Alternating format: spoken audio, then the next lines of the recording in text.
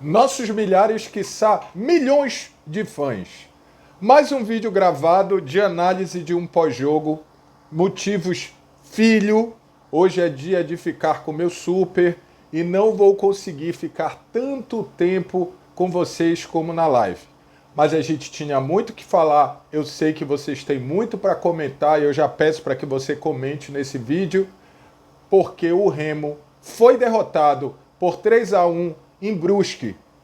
E depois da nossa vinheta de garbo e elegância, a gente vai tentar falar sobre os motivos que causaram essa derrota. Sim, são vários.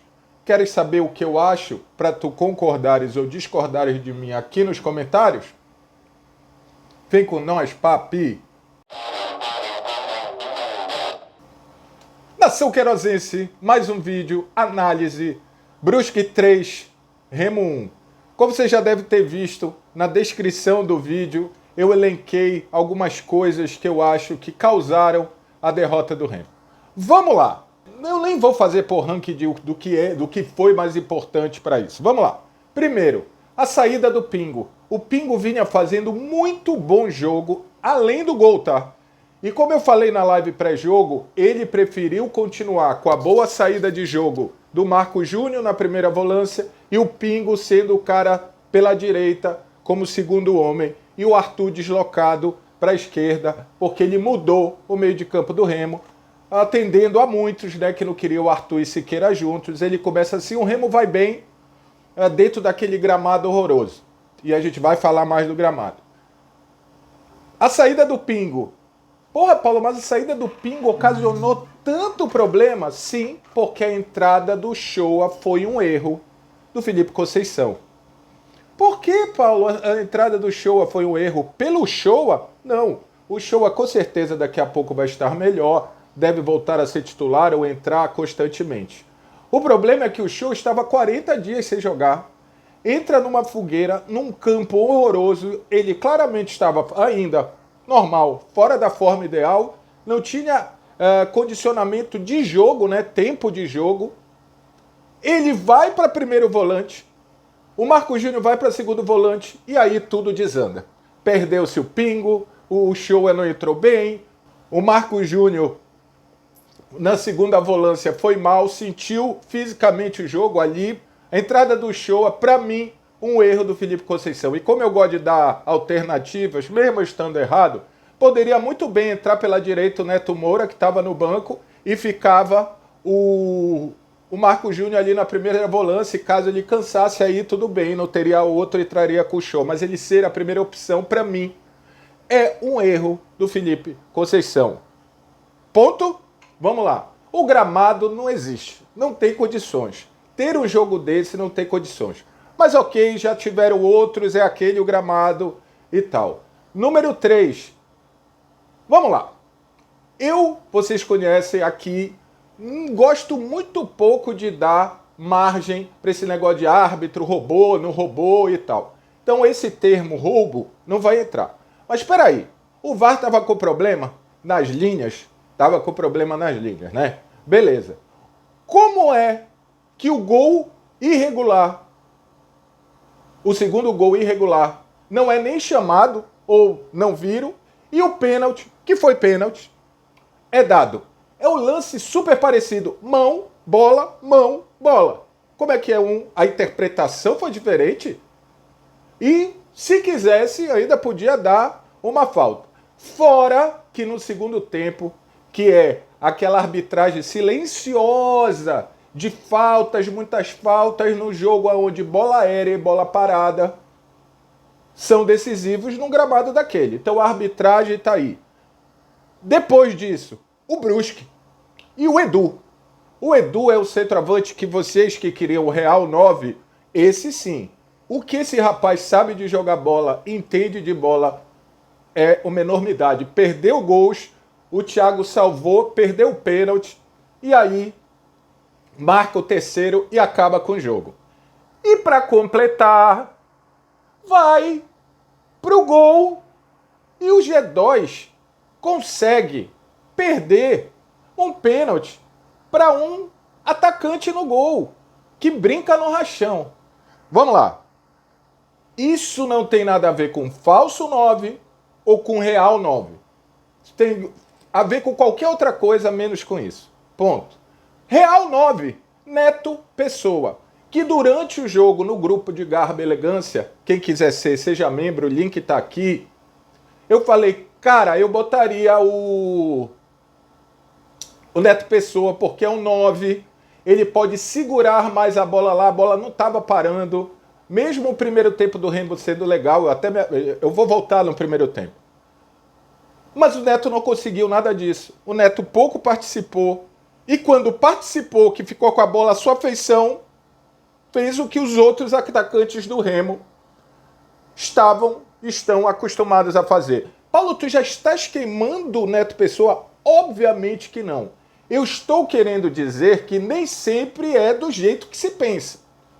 E, para completar, quando o seu Jansen foi virar atacante, eu não sei se isso é bom ou se isso é ruim. É ruim. O zagueiro foi o melhor atacante do clube do Remo. Ele fez as jogadas, ele era consciente até para distribuir o tal do pivô, ele fez. Ele sofreu o pênalti porque ele se antecipa ao goleiro e ao zagueiro. Ele faz o gol no rebote, invadiu e tal, que por sinal, por que não se mostrou a invasão? Primeiro tempo do clube do Remo, o Remo teve uma boa postura.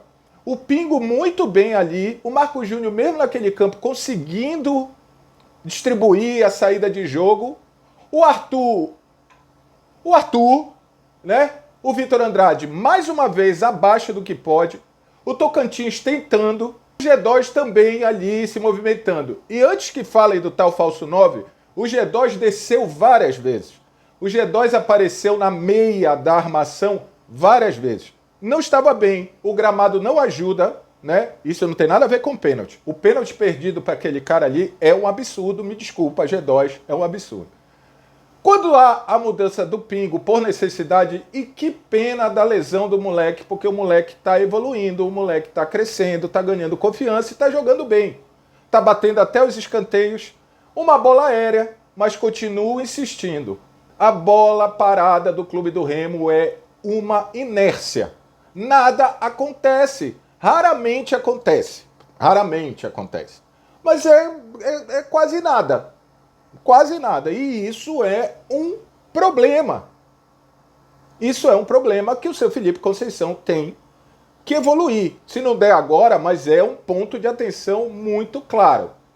Ah, estão falando do Marlon e tal, e pererê. De todas as partidas do Marlon como zagueiro, essa foi a pior, vamos dizer assim.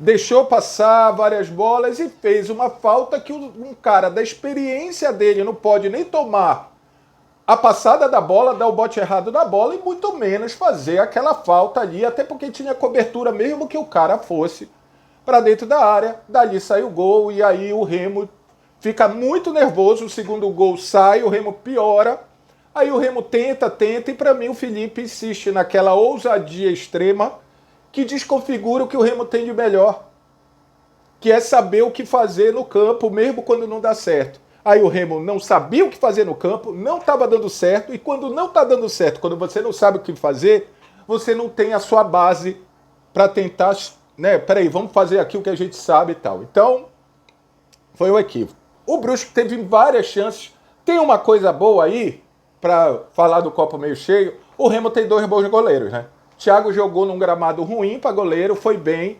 defendeu, teve sorte, pegou o pênalti. E aí, meus caros, eu vou fazer minhas palavras de Murilo Jatene, que eu li e troquei uma ideia com ele. Você não pode, a partir de um pênalti defendido por seu goleiro, não pode depois o atacante mais perigoso estar novamente sozinho, com o Show marcando ninguém e com o Enes marcando ninguém. Enes que também não consegue repetir o início de campeonato. Mas também não, o Raimar não foi bem, enfim. E aí entrou Jefferson. Num campo daquele, um cara que corre com a bola, a probabilidade de dar errado é gigante. Ok, não tem tanta opção, mas o Neto Pessoa, que eu também faria a mudança, faria no lugar do Vitor Andrade. Então o real 9 ainda não está no Baenão. Mas ele merece mais chances? Merece mais chances. Paulo, tu não acha que está na hora de começar com ele? Acho que está na hora de começar com ele, talvez. Está na hora de começar com ele. Ele precisa ter mais oportunidades, porque aqui teve uma ele bateu, o goleiro defendeu, e a outra ele não fez nada. E o Jansen não pode ser, num jogo desse, o melhor atacante do clube do Remo. Ponto. Em seguida, não há, como eu vi em algumas situações, nada de, meu Deus, vai cair. São 8 pontos, dependendo dos resultados, pode virar 5. São 2 rodadas são 6 pontos. O Remo não vai ficar com 0 pontos nessas 2 rodadas. Não vai ficar. Pode ter certeza disso. E o pior é esse barulho não entrar no vestiário. Não pode. Aí é um pulo para dar merda. Agora, ajustes, cobranças, tem que haver toda semana. Numa derrota escrota como essa, numa vitória boa, numa vitória no susto ou numa derrota jogando bem. Cobranças e ajustes e avaliações têm que existir em todo grupo, em todo elenco, em todo comandante. Então, Paulo, tu estás diminuindo o teu pano para o Felipe Conceição? Hoje, para mim, tem sim dedo de Felipe Conceição na mudança equivocada que ele fez, para mim, na entrada do Showa, um cara que estava 40 dias fora de jogo, e botar ele neste tipo de jogo. Se fosse em outro, num gramado ruim, mas em outras condições, ok. Ele muda a configuração, se ele quis. Tanto que ele quis manter o Marco Júnior de primeiro volante, que botou o Pingo para jogar mais adiantado. E de repente isso se esvai, é complicado. O Remo não vai cair. O Remo precisa conversar nas internas. O Remo não pode ou não deve sucumbir à insanidade. Mas o Remo precisa sempre se avaliar. O G2, quando desceu, não foi bem. Repito, o gramado também não ajuda jogadores técnicos, mas o senhor Felipe G2, o camisa 10 do clube do Remo, não pode perder aquele pênalti. E aí eu vou falar uma coisa. Eu tô indo e vindo, é como se a gente estivesse numa live só que é gravada. Aí eu vou falar uma coisa. Eu entendo o seu G2. Eu entendo o que ele falou. Eu até concordo na entrevista pós-jogo. Mas não dá, depois de uma derrota doída dessa, falar naquele tom como se tudo tivesse na boa. Não dá. Eu não gosto do tá tudo uma merda ou tá tudo maravilhoso, mas tem horas que um quê de indignação com o resultado é importante. Espero e acho que vai acontecer que nas internas isso role. Um resultado escroto, um resultado para se pensar, um resultado para se digerir, porque tem 8 rodadas, faltam 5 pontos, 6 pontos, talvez até menos, para alcançar a manutenção. Ponto. Não adianta contar com quem não está jogando. Tem que fazer quem está aí, que já jogou melhor, volte a jogar melhor. Remo e Ponte Preta é um jogo de extrema importância, mas não é, meu Deus, se perder para a Ponte. Não vai perder. Segundo, se perder tem mais 7 rodadas, mas não é para perder. E vocês não podem perder na briga, não podem perder na competitividade, não podem. É isso, galera. Queria a opinião de vocês, o like, a inscrição no canal, quem quiser ser membro, tá tudo aqui, eu vou responder. Tamo junto, um jogo complicado, uma derrota escrota, por todos esses motivos e mais alguns que eu devo ter deixado passar. Mas se eu deixei de falar alguma coisa, bota aí. Valeu? Tamo junto, é nóis, tchau.